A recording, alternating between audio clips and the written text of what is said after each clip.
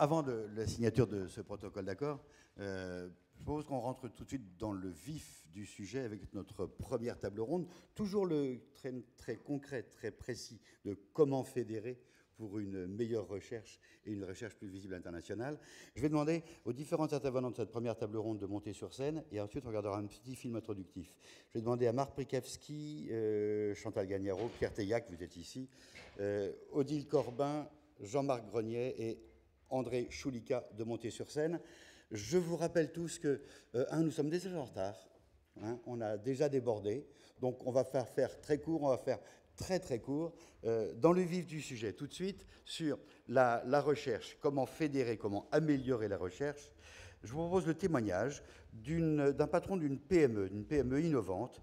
Il s'appelle Marc Oksakowski, il est dans la banlieue lyonnaise, je crois, et il est patron de EDAP TMS. Regardez.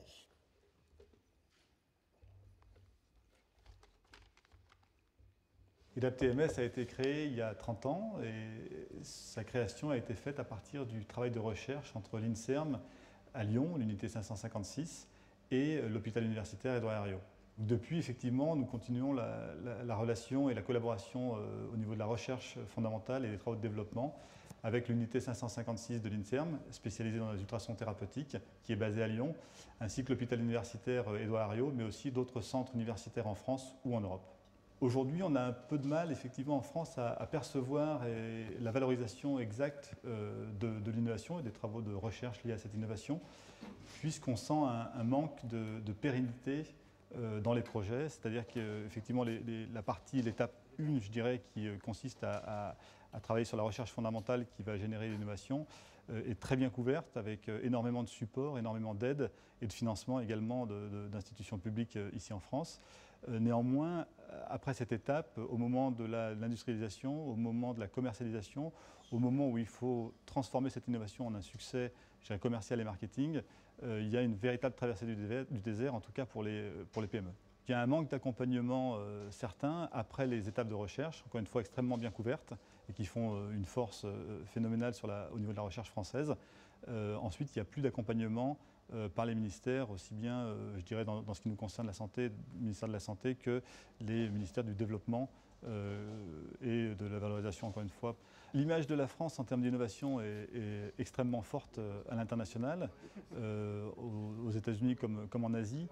Néanmoins, on voit beaucoup, et c'est un petit peu le problème, encore une fois, de pérenniser ces travaux de recherche et ces innovations, puisqu'on voit beaucoup d'innovations qui sont ensuite reprises, soit parce que les sociétés sont rachetées, soit parce que la pérennité est trouvée par des financements étrangers plutôt que français, ou des accompagnements étrangers. Le manque de reconnaissance et d'accompagnement après l'étape recherche en France est un véritable frein. J'en prends notre exemple, donc, sur notre technologie pour le traitement du cancer de la prostate de manière non invasive.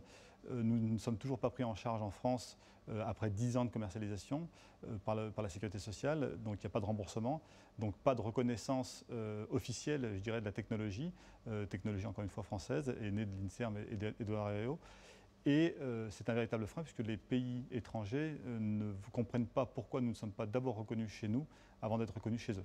Si on devait regarder 3 actions immédiates pour essayer d'améliorer, et notamment donc, la partie post-recherche, je pense que les 3 actions qui me viendraient, ce serait 1, de simplifier et de permettre une accélération de la validation clinique dans le domaine de la santé. 2, ce serait d'avoir une prise en charge et une reconnaissance par les autorités savantes et les administrations de ces innovations en termes au niveau de la santé. Et enfin, troisièmement, ce serait d'avoir un accompagnement d'un point de vue financier et d'un point de vue marketing, je dirais, sur le lancement et le déploiement de ces technologies ou de ces innovations, aussi bien au niveau français qu'au niveau international. La création des 2 alliances Avisan et Harris en France est un pas en avant extrêmement important, puisqu'on va pouvoir justement se pencher sur les problématiques et voir, évaluer la chaîne complète de l'innovation, pas seulement, encore une fois, la concentration sur la recherche. La recherche est essentielle, c'est les fondamentaux. Néanmoins, il faut ensuite pérenniser cette recherche et cette innovation, et je pense que ces deux acteurs vont pouvoir permettre de se pencher à tous les niveaux de la chaîne de l'innovation, et j'espère qu'ils pourront permettre de conserver justement l'innovation française jusqu'à son succès final en France, et d'éviter de voir les fuites des innovations et des travaux de recherche partir à l'étranger, notamment aux États-Unis. Voilà, un discours net, sans bavure, il n'y a pas de langue de bois, hein. C'est très clair. Je vais commencer par vous, Pierre Teillac. En tant que président de la FIS, vous représentez toutes les entreprises, de la PME comme celle-là, jusqu'aux grandes entreprises. Est-ce que les attentes données par Marc Oksakowski sont caractéristiques? Est-ce qu'elles correspondent à toutes les attentes des entreprises? C'est une des attentes des entreprises, et c'est vrai que la problématique qui est soulevée là est tout à fait emblématique, et je le mettrai dans notre fil rouge, je mettrai là le rôle de l'ARIS de faciliter. Il est clair que lorsqu'on développe un médicament, on a une certaine procédure à suivre. Lorsqu'on développe une technologie, on a également une procédure à suivre. Mais le médicament, il est fixé à un moment donné et ensuite il est évalué. Une technologie comme celle-là, que je connais un petit peu, puisque, comme vous avez vu, ils ont fait allusion à de l'urologie, eh bien, ça évolue sans arrêt. Les logiciels du matériel qu'on a vu sont des logiciels évolutifs. Donc on a beaucoup de mal à considérer qu'à un moment donné, à un instant T, on arrête et on évalue. Parce que pour faire des progrès, il faut que l'évaluation et que la modification de la technique soit perpétuelle. Donc il faut trouver une autre façon de faire, et c'est là où le rôle de l'ARIS, c'est de faciliter et de réfléchir comment faire. En attendant, Jean-Marc Grenier, DG6. Bonjour, Monsieur Bercy. Vous avez un rôle, vous avez souvent le même. Bonjour, alors qu'est-ce que vous faites? Vous avez entendu, il parle de traversée du désert. Ça fait 10 ans que ça dure et rien en face. Alors, c'est un peu facile de vous accuser, mais quid novi? Bon. Ok, merci. On n'avait pas prévenu que j'étais dans le rôle de l'accusé, mais c'est pas grave. Je vais de l'assumer. Peut-être plusieurs points. Sans manipuler à l'excès le paradoxe, je pense que déjà, si on nous accuse de ne pas en faire assez, c'est déjà qu'on en fait.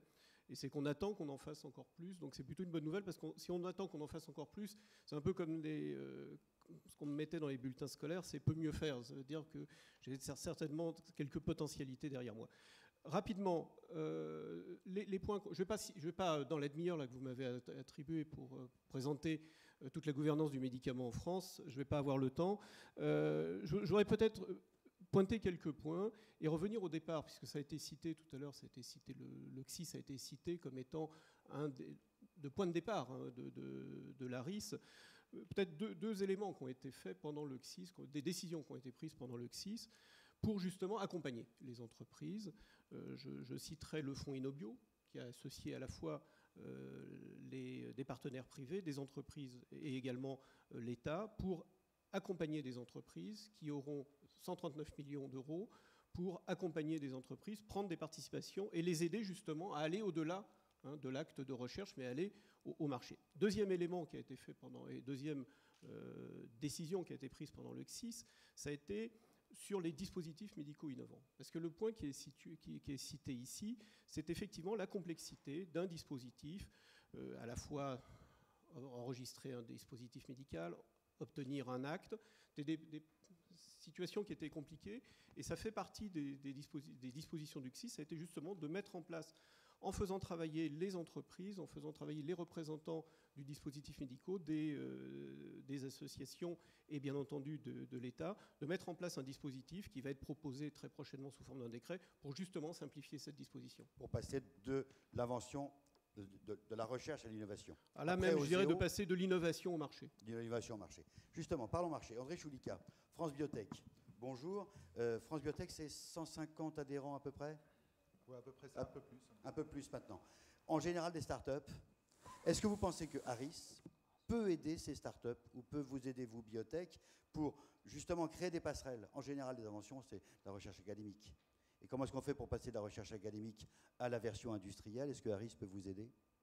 Alors, des ponts? Certainement, en fait, une des particularités en fait, de la recherche académique, et au moment où elle se transmet au secteur de la santé et en fait des sciences du vivant en général, c'est que cette recherche est automatiquement globalisée. C'est-à-dire un chercheur qui publie un papier à l'Institut Pasteur, ce papier est automatiquement connu du monde entier en temps réel.